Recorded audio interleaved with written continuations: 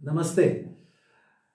Miracles of urine therapy के अंतर्गत आज आनंद कुंज में मेरे साथ प्रणव शेट्टी जी है।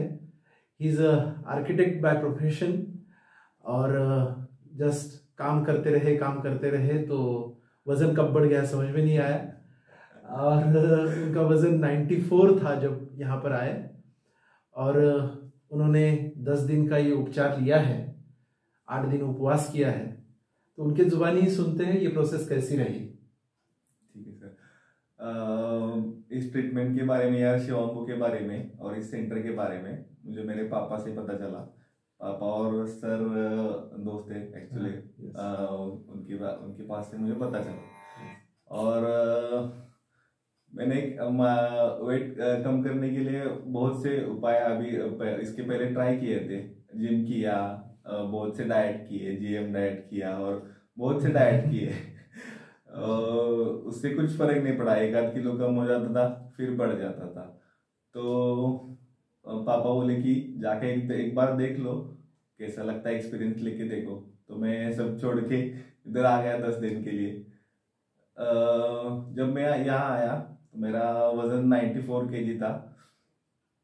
पहले दिन थोड़ी हिचकिचाहट हो रही थी शिवांबू पीने के लिए, लेकिन बाद में एक दूसरे दिन के बाद में यूज टू हो गया उसके लिए। और दिन में मैं 9 बार या 10 बार तक ले रहा था। उससे मुझे बहुत फायदा हुआ कि मुझे भूख नहीं लग रही थी और मैं एनर्जेटिक महसूस कर रहा था। शरीर के सारे टॉक्सिन्स, गंदगी बाहर निकल रही थी।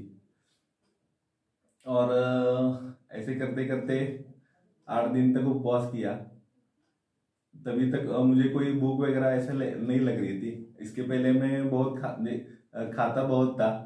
कुछ ना कुछ हर घंटे या खाता रहता था। एक दिन भी बिना खाए नहीं रह सकता था।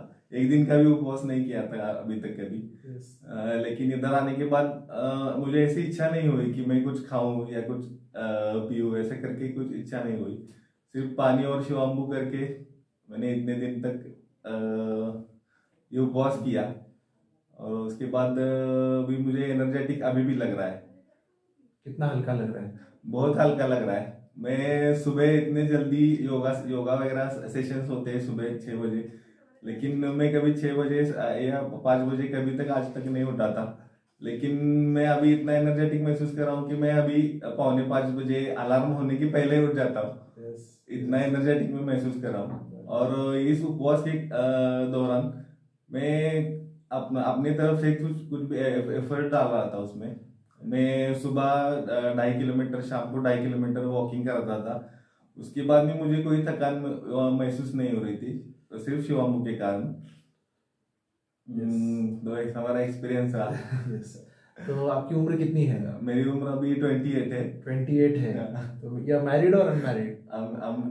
Still unmarried, getting to married. Yes. तो कब मैरिज हो रहा है? 26 जनवरी को है marriage.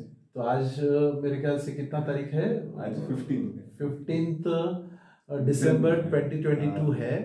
And he is going to get married on 26 January 2023 में जाके मैरिज कर रहे हैं। ठीक है। तो अभी भी थोड़ा सा वजन कम करना जरूरी है ना। As per the body mass index, as per his height, he needs to be weighing around 73-74 है ना। तो अभी मतलब काफी रास्ता लंबा है।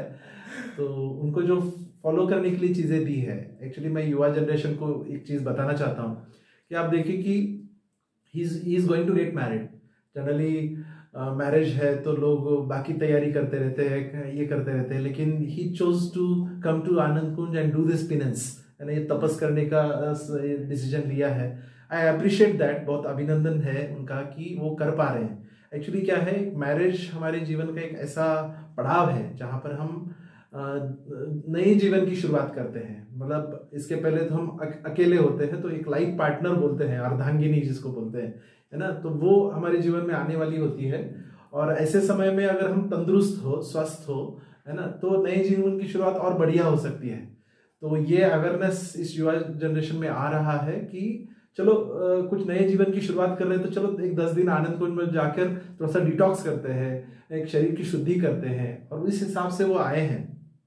तो मेरे ख्याल से ये एक बहुत अच्छी बात है।